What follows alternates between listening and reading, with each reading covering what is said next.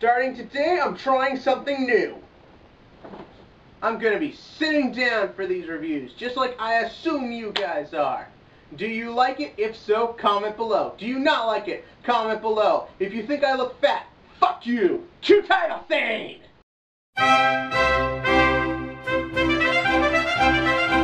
been a while since I've done one of these, and there are two reasons for that. First and foremost, I've been very busy the past couple of weeks, got a new job, we had a lot of bad weather, so most of my lighting was pretty useless, which is also part of the reason I'm sitting. I'm just exhausted.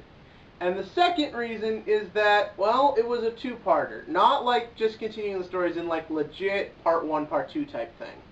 And then when I finished the part 2, I'll get to my specific reason in a second. I was a little disappointed, and so I wanted to see what the next episode would bring to basically round off and end this little arc. And I can honestly say, yeah, this ended on a low note.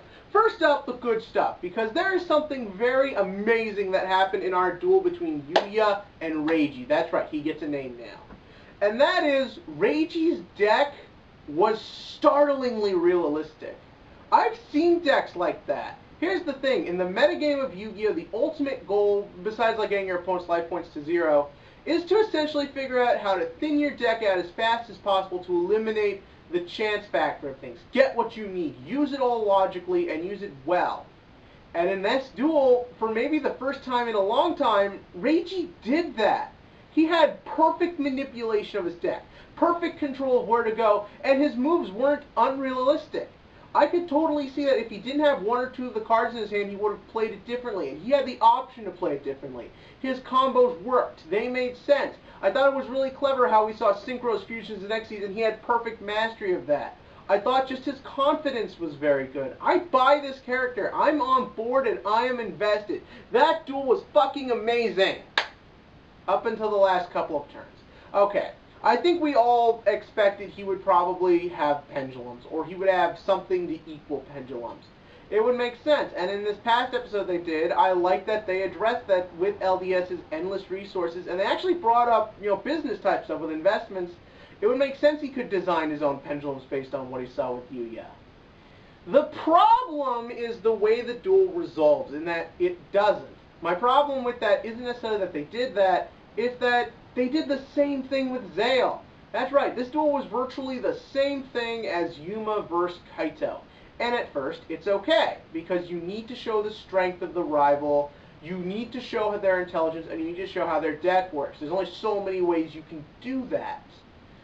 The problem was that it goes exactly the same way. Even though the duel was more logical, less specific, and made more sense, the way it resolves itself, I just found was disappointing. The whole, oh, this random thing happened, now I've got to go. Oh, the cards are acting weird. It could have just been one or the other.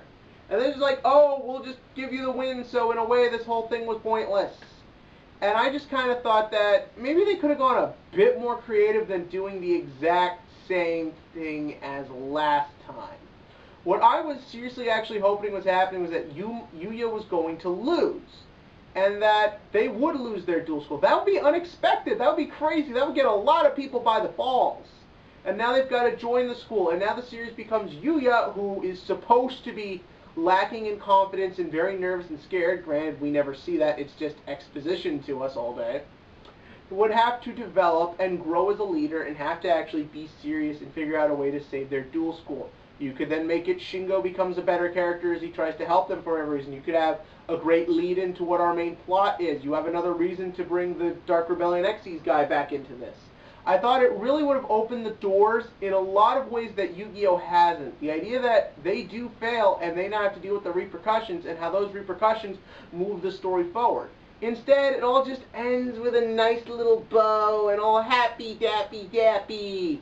Granted, what happened from there I did like, but the thing is, I just would have preferred something a little bit different, a little bit more creative, and not just the, oh wait, I've got to go, so you're just going to live and everything will be nice and fine so we can drag this out another 10 episodes. I don't know what's going to happen. From there, I liked everything else.